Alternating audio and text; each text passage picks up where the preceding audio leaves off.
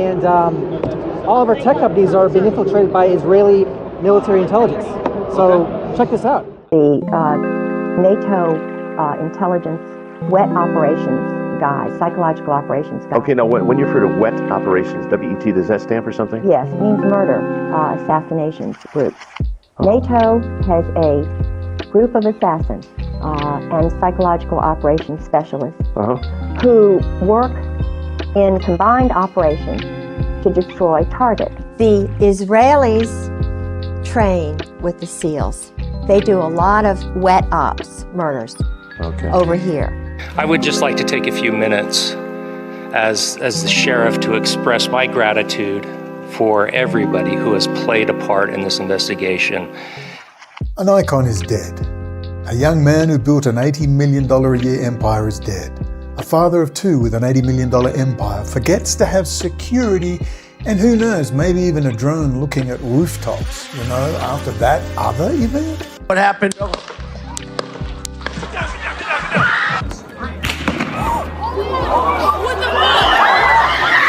A man who has fully polarized large segments of the American and even world population, and his security was what and where? Where was his security? Everyone is talking a Mossad hit. Well, Mossad doesn't do hits like this. This is an Israeli-Russian military private contractor, if any at all. I mean, could a bunch of trannies train up for a hit like this? Absolutely. The old guy in the dress shouting, "I have a gun," immediately after the shooting certainly helped the shooter get away. I mean, it's not like Charlie Kirk's security team took security very seriously, and of course no one wanted him dead. That's a joke. A lot of radicalized, well-armed fools wanted him dead. And to be honest, Mormon country is dangerous country if you're turning on Israel, as many have suggested.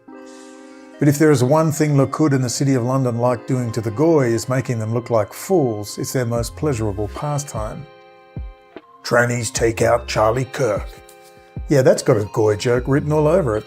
It's clear Charlie Kirk, like Candace Owens, were having a lot of trouble with their well-paid positions at super pro-Israel Turning Point USA and Turning Point UK. What ultimately killed Charlie Kirk was TikTok. In 2023, TikTok let loose, and instead of nurses dancing in empty COVID hospitals, we got a flood of video content exposing Israel and its treatment of Palestinians. Old wounds like the USS Liberty gained traction. Narratives that Jews rule banking in the world took off and became viral. The youth were being infected. China was letting rip. Now left out in the cold with the end of the Kissinger multipolar world order, it was having a hissy fit against its former bestest buddy ever, Likud and Israel. A fact no MAGA fanatic would ever point out is Israel and Likud totally betraying the United States, as if we should be surprised. Charlie Kirk feels the end of the multipolar world order via TikTok. The plan was, under Trump 2016, to pull the US out of Eurasia and the Middle East and replace it with Russia and China, Kissinger's children. They were all sons of Kissinger, all of them, sons of the City of London. It would give Israel a freer hand in the occupied territories to have Russia and China as their best friend. The pimps for the whore of Babylon, in all her Shekinah glory. But not to worry, Trump and Chabad enjoy giving Israel a freer hand too, so no China, Russia, cold-hearted help needed in 2023-2025. Donald Trump will do. With the Skull and Bones boys under then Mattis and Pompeo ending the Kissinger and City of London plan, what was China to do? It released a virus and swore its allegiance to Klaus Schwab and the Davos Bilderberger elite, hoping for a return to normal operations. Without the teaming up of Rothschild's French and German high technology, with Russian raw resources and Chinese manufacturing, all of them were doomed to economic decay as the unipolar primacy of the United States and US dollar remained. Remember, the plan was always the destruction of the United States. Always. 1776 had never been forgotten by the EU City of London elites. Israel's role, a greater Israel, was to be an administrative and cyber power for the entire planet. The most powerful AI and quantum computing set up there, combined with the Swiss CERN particle accelerator technology, would be located at the heart of the bunting cloverleaf map. The AI Antichrist in Jerusalem. Ray Kurzweil, Eat your heart out. I wrote about this in 2012 from a maximum security prison with a badly broken arm. Talk about an early adopter, you should check it out. It's in my UN document linked below. As Charlie and Candace turned, Bibi made his point. Well, now it's all off, and what is emerging may not be much better with the green light given to Bibi to exterminate the Palestinians in Gaza and also take over the West Bank. Don't forget to like and subscribe. After all, Piers Morgan has another $1 million to make this year, lamenting the poor suffering of the Palestinians. It's so disgusting. Everyone is making $1 out of this blood. However, don't be surprised if a large US base ends up in Gaza to run the data centers that will control all data flowing between Eurasia and the African landmass. It's what the war in Ukraine is about, cementing the Anglo-US alliance in Eurasia permanently, so no more Rothschild's shenanigans. Which brings us back to Candace and Charlie. With their brand not looking good, a pivot was needed. Candace would capture the market of the Nick Fuentes incel half-wits. Charlie would watch and see how it went. Candace revealed groundbreaking news that Israel blew up the USS Liberty. She still can't tell us who did 9/11 nor get Chris Boleyn to explain it all to her, but she's not there to spread the truth. She's a containment vessel. I mean, who knows, maybe she'll do a deep expose on, who killed Christ. Something relevant for today. The sheer weight of Gaza and the devastation made Charlie Kirk's position on his knees, slurping on Bibi's privates, visually untenable. And in late 2024, Charlie began to question the Zionist experiment. And so now he's a cold body in a morgue, because when you play with the devil and take the cash and fame, you better remember, it's a deal with the devil. With Charlie Kirk about to go full retard on Israel? Maybe even the city of London? Was he about to tell the world how Israeli companies completely dominate US critical infrastructure from water to power to oil and gas, and this is a central part of the control mechanism, not just the sexual blackmail? Was he about to tell the world that Israel core codes Microsoft products and the Azure cloud and are in every American intelligence database and computer system? Charlie Kirk's murder reminds me of a murder many of you have either forgotten or never heard of, Daniel Lewin. He was a graduate of the Telpiot program in Unit 8200 in Israel. A native of Colorado, it was said he was never entirely happy with the Zionist experiment. On September the 11th, 2001, Daniel Lewin, Israeli military intelligence, the founder of a company that distributes the internet load, apparently had his throat slit as he sat in business class. The first human to die on 9/11. Someone tell Candace and Tucker to mention his name. Also, Amit Yoram, the West Point graduate Israeli military intelligence operative who penetrated all US military computers and then ran the Department of Homeland Security databases after the attacks. Someone mention his name. Oh, we did, to Tulsi Gabbard in June 2019. I'm going to walk with you. Jeremy Rothkushel. Okay, go for it. Thank you. I'm sorry, we've got to get going. Okay, Thank you so much for your couple help. quick national security issues, Congresswoman. Thank you. Now we're going to put the Pentagon cloud in the hands of the same government, because I've been discussing with the local veterans, the local National Guards people. This is a very serious issue. This is about to happen. You know, the last time that cyber was put in the hands of Israeli nationals was in the run-up to September 11th, when Amit Yoram, the Israeli national who was sheep-dipped in the U.S. Army, was put in charge of the Pentagon cyber infrastructure. Are you aware of that? Look, losing faith in the cause is not an option when you sign up with La Cosa Nostra. Ultimately, TikTok killed Charlie Kirk. Now let's look at the bigger picture. Let us attend.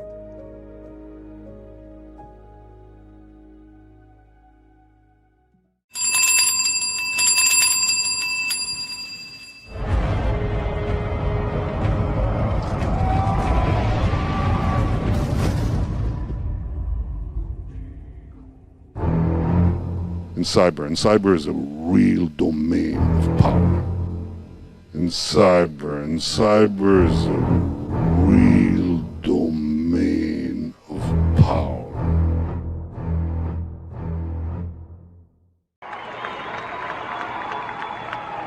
Welcome everybody to the People's Convention. You feeling Charlie. me? Yeah. Well, I got some pretty important information for What is you. that? It's about Israel. Okay, what about it? The Israeli press has been warning us about this Russian penetration of Israel. We've got files KGB infiltrated Israel at the highest levels. Oh, wow. And all of our tech companies are being infiltrated by Israeli military intelligence. So check this out. I love Israel. Because this is, I know, I love them as well. So we need to check this information out. Because we have Netanyahu, he's doing deals with China and Russia in broad daylight, giving them weapons. I mean, I don't mind Russia. The China one bothers me. Yeah, that's a serious problem. God bless, man. I'll take a look at it. All right, check it out, Thank you. The Podesta plan from August of 2020, published in the New York Times, official Democrat war game policy, was that if Trump was able to win and they couldn't steal it, they would foment racial crises using Antifa, Black Lives Matter, and Islamic groups. And when you go to these trans rallies, these leftist rallies, upwards of half of them now, usually about a third. I've been to rallies with 100, 300, 3,000 or 4,000, 5,000 in Austin, other cities. They are trans, and when they march in Austin and Dallas and places, they have M4s, and when they see me, they say, "We're going to effing kill you." We have footage of this, and they talk about their days of trans rage. The last 8 mass shooters, counting this as one of those, or assassination, execution, have all been pro-trans or trans. And so Mangione carved it on the bullets. The shooter at the Catholic Mass of the kids 2 weeks ago in Minnesota did this. All of this is the same. And then the media tries to suppress it, but they're failing now. They suppressed it for 2 years. It was trans. In the case of Nashville, with the woman demand trans killing the kids. This is satanic. Jack's absolutely right. You go on their Discord chats and everything. They even publish this like in magazines and the local newspapers in Portland and places. Men in dresses with guns saying, "We're coming to kill you." We know now the shooter was Antifa or Antifa aligned. Alex Jones. Absolutely. Antifa and the trans is the same thing. The Kirk Operation, an analysis of a staged martyrdom and geopolitical narrative control. Section 1, the architecture of control, manufacturing the asset. The public persona of Charlie Kirk was not the product of organic political awakening, but rather the result of a meticulously executed intelligence operation. His career trajectory aligns with a classic model of talent spotting and grooming, where an individual with specific communication skills is identified, funded, and positioned to influence a target demographic. The operation's success hinged on the construction of a carefully managed public image supported by a vast financial apparatus and executed through sophisticated psychological stagecraft. The myth of the grassroots origin. The foundational myth of the Charlie Kirk operation was his grassroots origin story. It's always a story. The official narrative holds that at just 18 years old, Kirk, after being rejected from West Point, launched Turning Point USA from his parents' garage in Illinois. This narrative was crucial for establishing appealing everyman persona designed to resonate with the youth demographic inherently skeptical of established elite institutions. This is a standard narrative. Take the beginnings of Steve Jobs and Steve Wozniak in Apple. They too started from a garage. So we called ourselves Apple and started making a bunch of those little computers anyway. Me, Steve, and his friends Elizabeth and Dan, all of us sweating away in Steve's parents' garage. It's like sometimes not knowing how crazy something is a good thing. You're just goofing around until someone like Mike shows up and says, "Wow." Steve Jobs? Jobs. Oh, right, I'm sorry. Mike Markula. Hey, Mike. How you doing? I'm well. The man that put intelligence into Intel. Yeah, no smoking in here. Oh, well, I'm sorry about that. Yeah. Yeah, Valentine said you might call. Yeah. Welcome to Apple Computers. Thank you. Here it is, huh? Yeah, I was looking for a venture opportunity like this. What kind of venture money are we talking about, Mike? Well, I figure we start with about $250,000 and see what happens. Excuse me? $250,000. You must be Steve Wozniak. Yeah. Hey, Mike Markula. Hey. Whether it's Sam Altman, Jeff Bezos, or Bill Gates, they are all manufactured heroes, whether civilian, military, or corporate. However, the speed of Charlie Kirk's ascent from a community college dropout to a nationally recognized political commentator is patently inconsistent with organic growth and points to significant undisclosed backing from the very beginning. Such a rapid rise does not occur without a pre-existing support structure facilitating media access, organizational development, and strategic guidance. The origin story served as a necessary fiction to mask the operation's true nature as a top-down, elite-driven project. Financial architecture of the operation. The primary mechanism for Kirk's facilitation was the massive and opaque funding of his organization, Turning Point USA. Analysis of its financial records reveals an investment level far beyond that of typical non-profit, confirming its status as a high-priority strategic asset. The organization's revenue experienced an exponential increase, soaring from $4.3 million in 2016 to nearly $39.8 million by 2020 and reaching a staggering $85 million by 2023. Everyone flew first class, as Jesus would instruct. This capital infusion came from an extensive network of conservative megadonors, established foundations like the Lynd and Harry Bradley Foundation and the Ed Urline Family Foundation, and, quote, dark money channels such as Donors Trust, which allows the benefactors to remain anonymous. This financial structure provided the operation with both the resources for rapid expansion and the necessary cover to obscure the identities of its principal architects. Kirk's personal compensation, which grew from a modest initial salary of around $27,000 per year to over $300,000 annually, supplemented by a multi-million-dollar real estate portfolio, including properties in Arizona and Florida, represents the standard reward structure for a successfully deployed and managed operative. Psychological stagecraft, the prove me wrong format. The core of Kirk's public engagement was a form of controlled psychological theater, most notably his, quote, prove me wrong campus tours. Do you think men can give birth? I think that... yes or no question? I think that a person who is assigned male at birth, I don't think they can Assigned male at birth? So people are not male at birth? I think that a person... See, your evidence that college is a scam, my friend. So what do you say in some cases women with IUDs are murderers? Of course not, they're not murderers. So what's the difference between an IUD killing a conceived zygote and like a mother going to Planned Parenthood and killing the fetus in her womb? That was actually the best point somebody made. It's not about the cells. No, it's not about... No, I'm speaking. No, I'm speaking. No, I'm speaking. No, I'm speaking. No, I'm speaking. No, I'm speaking. Want to say it one more time? No, I'm speaking. Hello, everyone. I am Charlie Kirk, founder of Turning Point USA, and I am surrounded by 20 woke college kids. These events were not genuine intellectual exchanges, but staged confrontations designed for maximum psychological impact and viral dissemination. Kirk would typically debate pre-selected woke students on emotionally charged topics like abortion, gender identity, and race.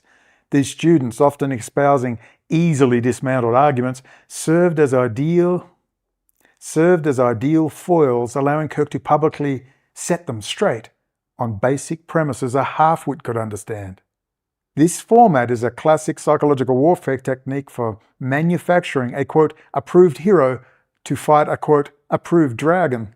The confrontational and theatrical nature of the events was engineered to produce short, shareable video clips where Kirk appeared as a courageous intellectual warrior battling against campus irrationality.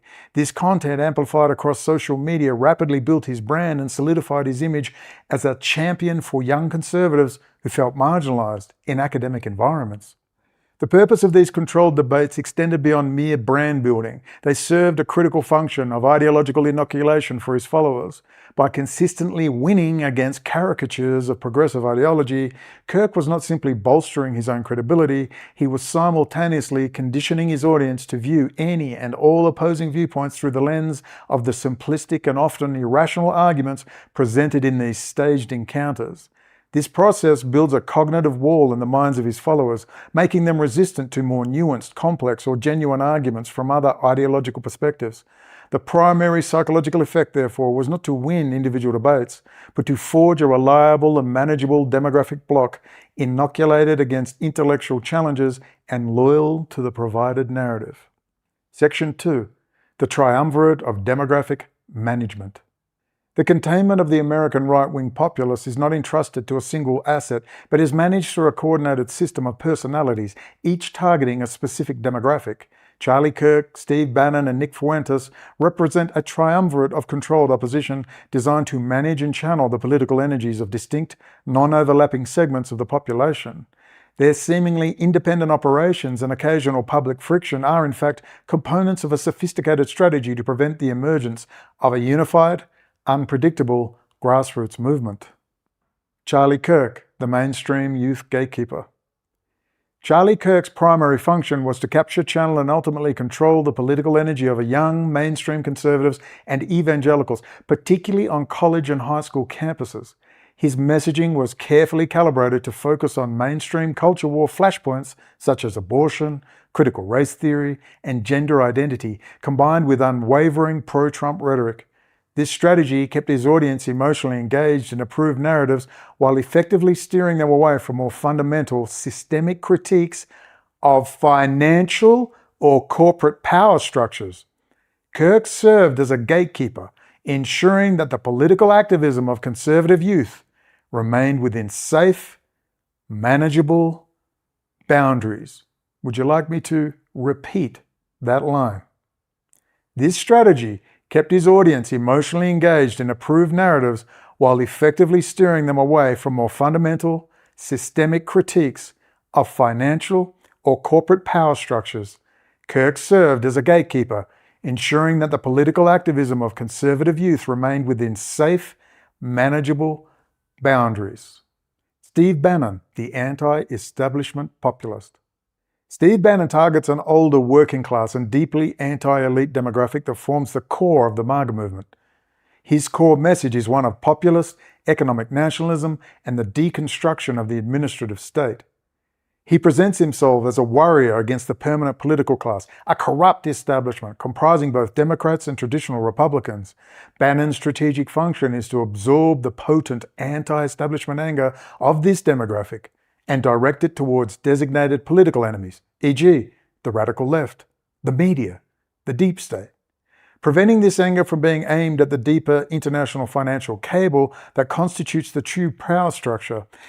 His documented role with Cambridge Analytica, a firm known for military-grade psychological operations and data-driven voter manipulation, underscores his expertise in this form of demographic. Please understand, Steve Bannon is Office of Naval Intelligence. Steve Bannon is definitely my fave MAGA guy, but I have deep reservations about him, and we'll discuss those at a later date. Nick Fuentes, the Radical Fringe Containment Unit. Nick Fuentes and his Groyper army are tasked with the management of the most extreme political fringe, white nationalists, overt anti-Semites, and Christian integralists. His openly supremacist rhetoric and Holocaust denial serve a crucial strategic purpose to act as a, quote, third rail, defining the absolute boundary of acceptable right-wing discourse. Fuentes attracts and isolates the most radicalized individuals, primarily younger men who feel alienated from the mainstream, and contains with them a political, impotent online subculture.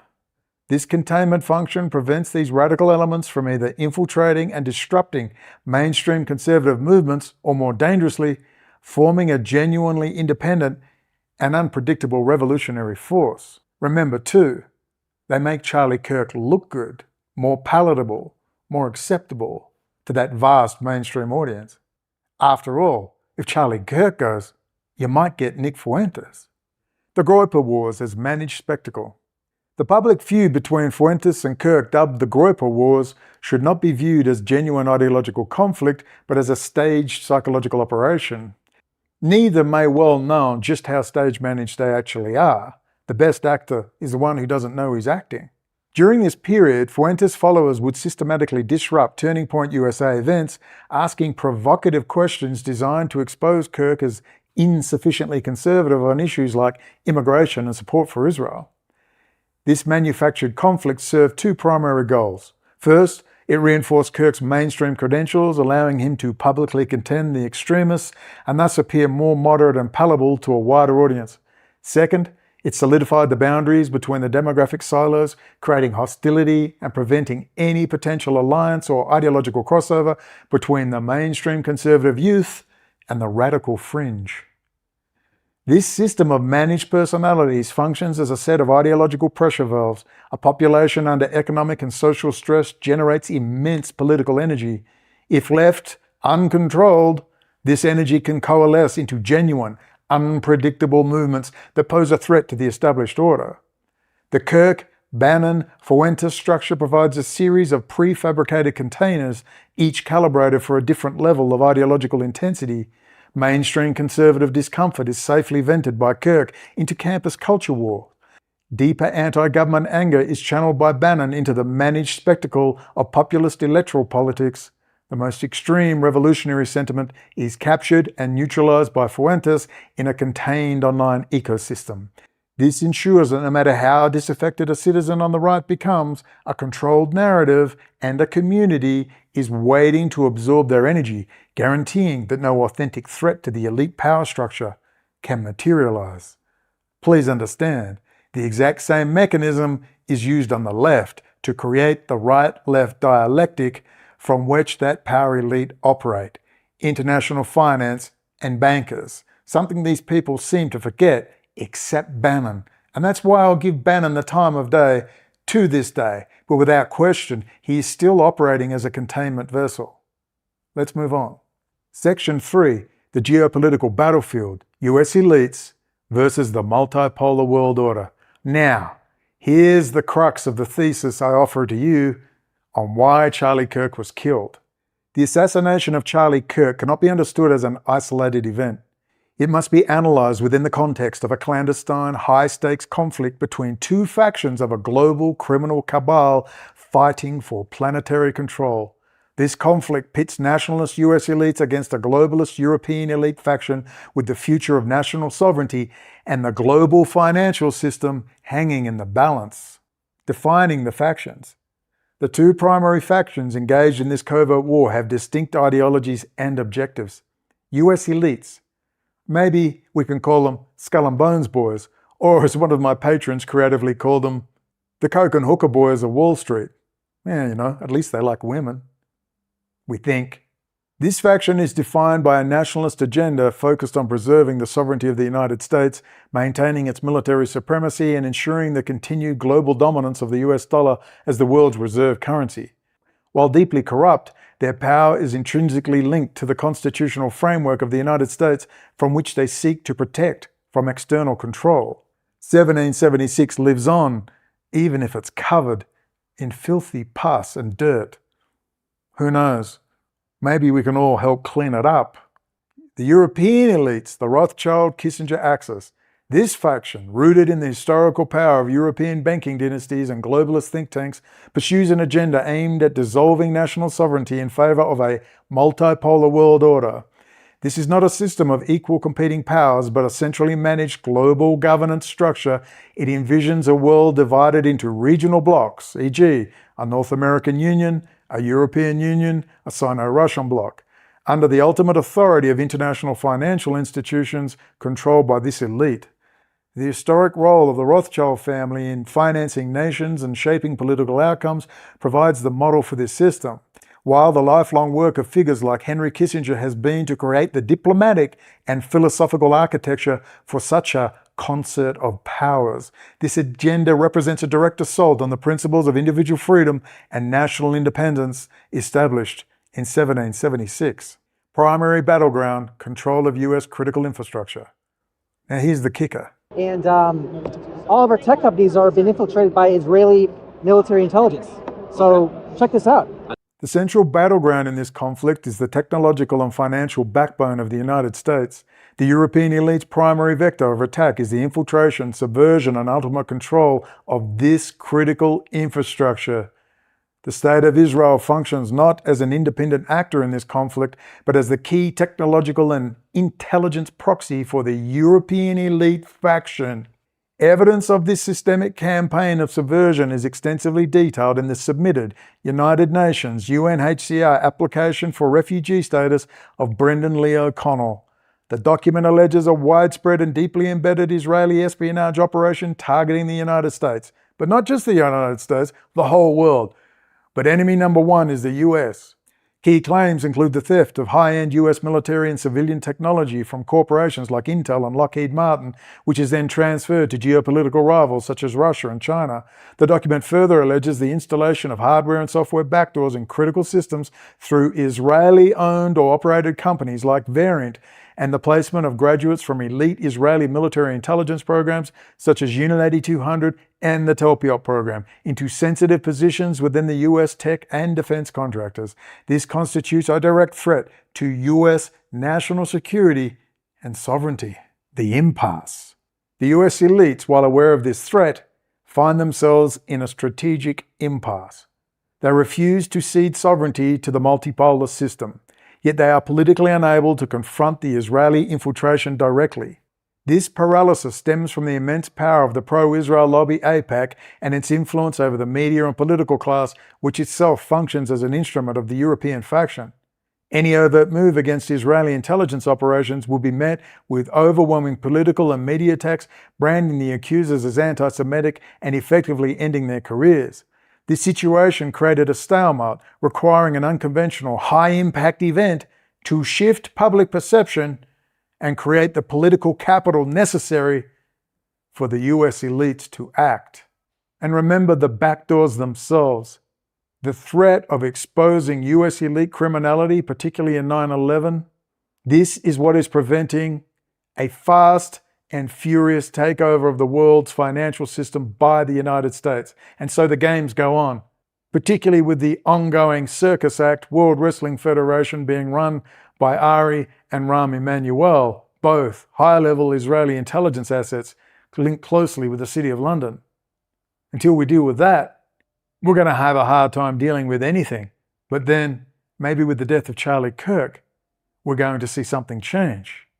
And now you may be wondering, I think I know where O'Connell's going with this now. So hear me out. I merely offer this as speculation. I just happen to think it's right. Section 4, the sacrifice, operational analysis of the assassination.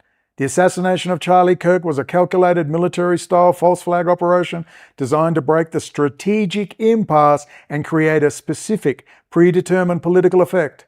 The tactical signature of the event and the deliberately confusing profile of the designated patsy points away from a lone ideologically motivated actor and toward a professional intelligence operation. And it's got the number 33 written all over it, for good reason.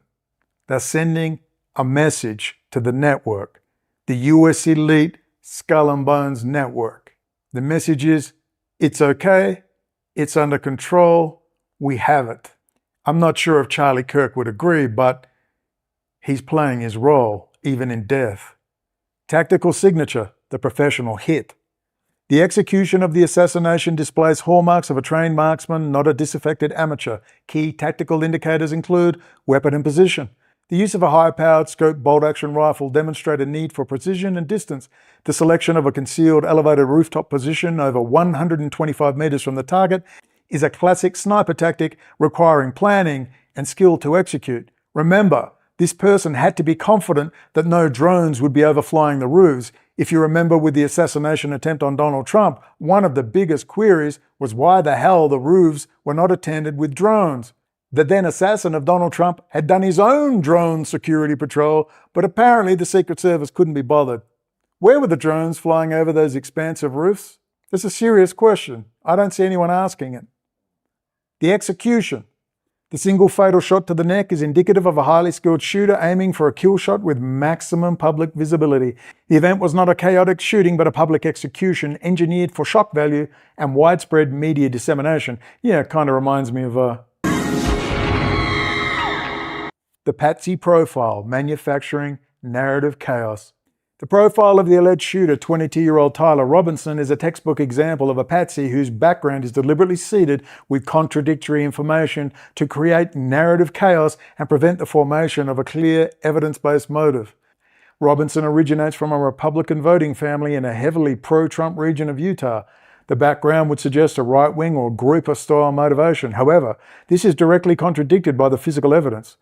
Unfired ammunition recovered from the scene was engraved with overtly anti-fascist slogans like Bella Ciao, an Italian resistance song, alongside bizarre internet memes, notices bulges, OWO, what's this, and video game references. This combination of conflicting ideological signals is an operational design. It is intended to prevent any single group, whether Antifa, gropers, or the transgender community, as was suggested in earlier media reports, from being credibly and exclusively blamed, thereby creating a narrative vacuum. Now all sides can blame each other as they push more towards a civil war against trannies. Ask what Bannon's doing. In this war to save the greatest country in the history of mankind. And I told you for years it was going to come to this. I told you it was going to come to this. And now that they're murdering at a rate of, the kids every couple of weeks, prominent figures, and trying to intimidate you and taking 2 shots at President Trump. Now they want to have unity. They always want unity when they're caught or they're losing. You designate them a terrorist organization, then all kind of good things happen. You start subpoenaing telephone records, text messages. You go to the telephone companies like they went on us and took all our stuff. Fine, do it. What's good for the goose is good for the gander. See the interconnection. See who's financing them. See who's contacting them. See what politicians are working with them. See what media types are working with them. And then we ought to round up the media types that are working with them as accessories. This is doable. And if you want to avoid a civil war, it needs to be done today. Use the powers of the state. We happen to be in charge. I thought the enemy was bankers, not the foundation system of funding private corporate psychological warfare. Trainees are coming to get us, Steve. I thought you're a little smarter than that. But, Steve is very smart. The purpose of mimetic ammunition was not to express the killer's genuine ideology, which is too eclectic and contradictory to be coherent. Its function was to inject mimetic chaos into the information ecosystem. These engravings were designed to be seized upon by different online factions, sending investigators, media commentators, and the public down multiple conflicting rabbit holes. This creates a fog of war around the motive, preventing the crystallization of a consensus narrative based on the evidence itself. This manufactured confusion serves a vital purpose. It makes the public more susceptible to a simple, powerful, and emotionally resonant narrative supplied by an authoritative source, which is precisely what the operations planners intended to provide. And I put to you, that authoritative source wants you to blame Israel. That is the central thesis of why Charlie Kirk was killed. Section 5, Strategic Exploitation, the narrative fallout and intended gains. The assassination was not an end in itself, but the beginning of a larger information operation. The strategic exploitation of Kirk's death, executed through a coordinated media response, reveals its ultimate purpose: to advance the agenda of the US elites in their covert war against the globalist faction. The local US lodge, Number 33, wants to raise an army. And to be perfectly frank, I'm not entirely against what's going on. Are we, Steve?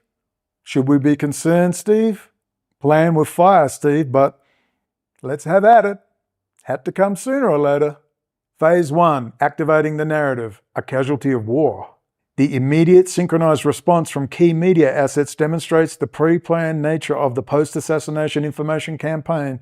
Within hours of the shooting, Steve Bannon, a primary asset for managing the populist demographic, framed the event on his War Room podcast not as a criminal act, but as an act of war. And to be honest, I don't personally disagree with him. Although this is a kind of Reichstag fire, I just hope the war gets pointed in the right direction in the end. "We are at war in this country" was not a spontaneous expression of grief, but the go signal for the desired narrative. His declaration, "Charlie Kirk is a casualty of war, we are at war in this country," was not a spontaneous expression of grief, but the go signal for the desired narrative. This framing instantly established the imperative lens for his millions of followers, bypassing rational inquiry in favor of an emotional wartime footing. This message was echoed across right-wing media with calls for retribution against the radical left, further cementing the war narrative before any facts about the shooter were known. Phase 2, the martyrdom and unification. The assassination operation successfully transformed Charlie Kirk from a sometimes divisive media personality into a powerful unifying martyr for the entire conservative movement.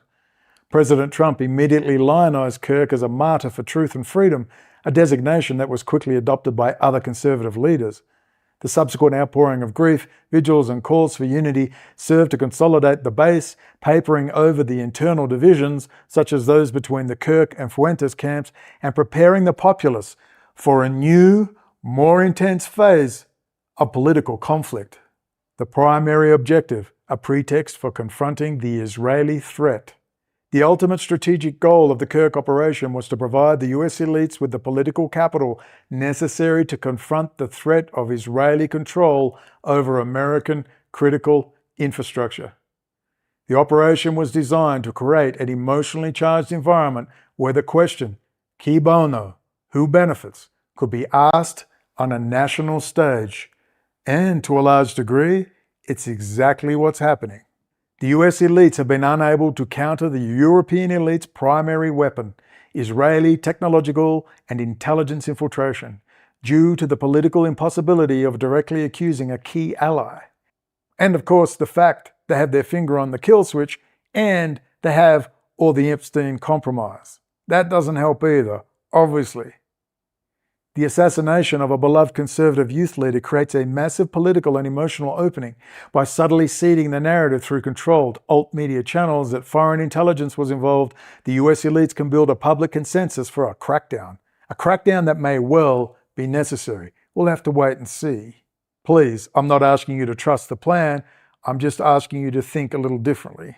The known vulnerabilities detailed in documents like the UNHCR application, espionage, technology, theft, and cyber backdoors can now be brought into the public discourse, not as abstract threats, but as potential motives for the murder of an American patriot. Kirk's sacrifice becomes the bloody shirt that can be waved to rally the nation for a necessary covert war over its technological sovereignty, a war that could not have been initiated without such a powerful catalyst. A secondary objective: mass distraction. As with any major national psychological operation, the intense emotional focus on the assassin and its aftermath serves the secondary purpose of mass distraction. The 24/7 news cycle dominated by the hunt for the killer, the political fallout, and the lionization of the martyr effectively wipes other more damaging narratives from public consciousness. As intended, the national obsession with the Kirk assassination immediately displaced media coverage and politically inconvenient topics, such as the ongoing revelations about the relationship between Jeffrey Epstein and prominent political figures, or the persistent failure to conduct a full audit of the Pentagon. Let's not forget that one. This is a standard function of a major national psyop, to control the public's focus and ensure their emotional energy is directed at a manufactured crisis, manufacturing consent, rather than at unapproved areas of inquiry. Section 6. Conclusion. The Containment Doctrine. The assassination of Charlie Kirk should be understood as a masterful, if brutal, application of modern psychological warfare. It was a multifaceted operation designed to achieve several critical strategic objectives, simultaneously in the ongoing covert war between elite factions for global control. The operation began with the long-term cultivation of an asset. Charlie Kirk was identified, funded, and built into a conservative folk hero designed to capture and manage the political energies of American youth. His assassination was the operation's culminating phase, a staged martyrdom designed to serve as a powerful catalyst. By sacrificing this manufactured hero in a public spectacle, creating a deliberately confusing patsy profile to sow narrative chaos and activate a pre-planned active war narrative through controlled media assets like Steve Bannon, the US elite faction has achieved its goals. The operation has successfully created a powerful martyr, unifying and energizing its political base. It has generated the necessary political capital to begin confronting the critical national security threat of Israeli infiltration into US infrastructure, an issue previously considered untouchable, or at least handled quietly. But what it really meant, the US couldn't simply take over. It had to negotiate with some very obnoxious people, even more obnoxious than US elites, including the likes of a NETANYAHU and the likes of the City of London Rothschild EU network. And that's the problem. We need to completely destroy this network, not play games with it, and the US simply cannot do it. Or can they? Finally, it has provided a mass distraction, diverting public attention from other areas of elite criminality. The Kirk operation is a stark demonstration of the containment doctrine in practice, ensuring that the population remains emotionally engaged with staged events and contained within managed narratives, reacting on cue, rather than engaging in the independent critical analysis of the true nature of power. We have serious questions to ask. I don't know if I have the answers or if you have them. I just know the world hangs by a thin thread. And until America can deal with the enemy within, starting way back with the Silver Master spy ring, merging into Kissinger and the Binational Science Foundation, the Binational Industrial Research and Development Foundation, and all that tech transfer, manufacturing to Asia, tech to Russia, China, and Israel, until we understand there are thousands of infiltrators, multi-generational, sitting in the United States, and they are going to have to be dealt with. And yes, America, you need a war footing for that. But this is a very dangerous game on a very dangerous chessboard. Good luck. Want is not a word for us, Ignaz. God wants, we wish for. We must obey what God wants of us. I did. God wants us to live without power and lust. Two things that bring us to destroy other people and them to destroy us. And in return, He gives us knowledge, the ability to read and interpret. And He gives us family love.